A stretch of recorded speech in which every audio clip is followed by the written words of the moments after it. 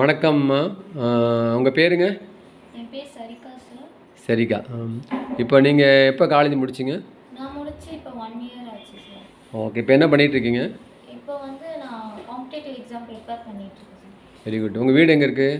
எங்கள் வீடு குன்னூர் டேண்டி குவார்ட்டர்ஸில் இருக்குங்க சார். Okay okay. இப்போ உங்களுக்கு வந்து சில பிரச்சனை இருக்குது அப்பா சொன்னாங்க. அதுக்கு வந்து இந்த வோல்டன் கம்பெனியோடைய ப்ராடக்ட் இங்கே சாப்பிட்டுக்க சொன்னாங்க.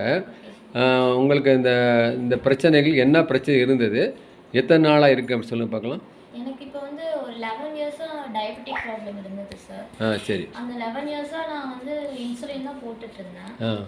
இன்சுலின் போட்டு என்னதான் இப்போ 2 டைம்ஸ் போட்டேன். அப்போ என்னதான் போய் 1 மந்த் போய் ஆவரேஜ் டெஸ்ட் பண்ணாலும் சுகர் டெஸ்ட் பண்ணாலும் எனக்கு எப்பயுமே ஹை லெவல்லே ஒரு 450 350 பிஃபோர் ஆஃப்டர் சுகர் டெஸ்ட் பண்ணாலும் இதே அந்த கண்டிஷன்லேயே தான் இருந்தது.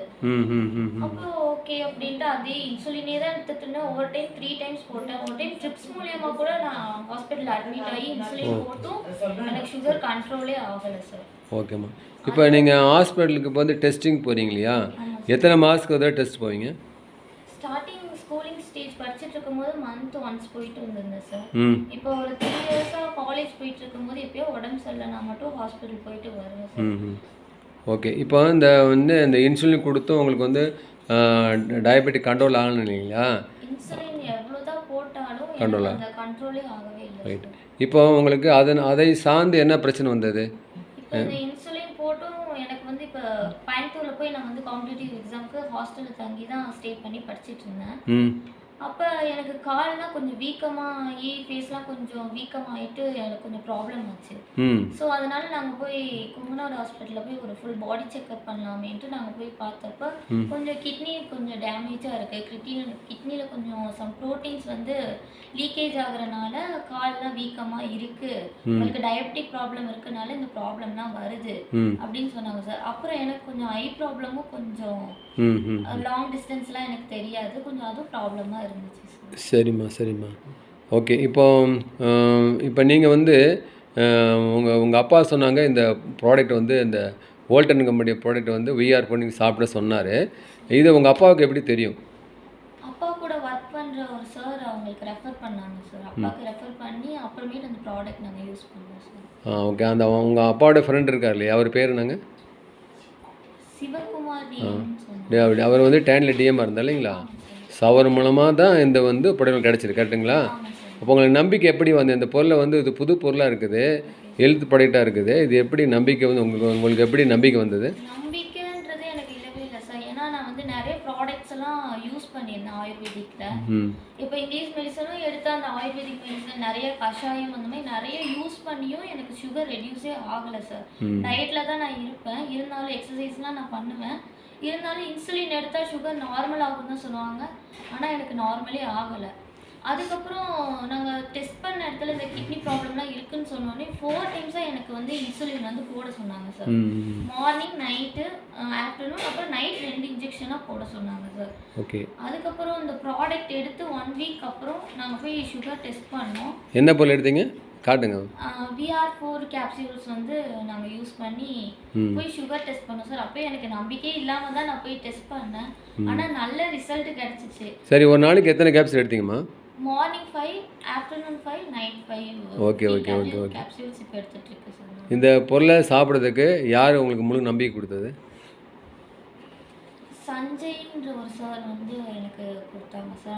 அவங்க தான் பேசினாங்க. Very good. இந்த ப்ராடக்ட் பற்றியெல்லாம் எக்ஸ்பிளைன் பண்ணாங்க. இது வந்து ஒரு கருப்பு இஞ்சிலேருந்து எடுக்கிற ப்ராடக்ட்டு, அது எப்படிலாம் செய்வாங்க அப்படின்லாம் எனக்கு நல்லா எக்ஸ்பிளைன் பண்ணாங்க. அதுக்கப்புறம் தான் இந்த ப்ராடக்ட்டை ஒரு நம்பிக்கையோடு எடுத்தேன், எனக்கு நல்ல குட் ரிசல்ட் கொடுத்துச்சு சார். இப்போ நீங்கள் வந்து இந்த 1 வீக்கு தான் சாப்பிட்டு ரிசல்ட் எடுத்து நேற்று வந்து கொங்கநாடு ஹாஸ்பிட்டல் டெஸ்ட் பண்ணிங்க சொன்னாங்க இல்லைங்களா? ஓகே. ரொம்ப டெஸ்ட் பண்ணி பார்க்கும்போது எனக்கு சுகர் லெவல் வந்து இவ்வளோ நாளில் எனக்கு 350 450.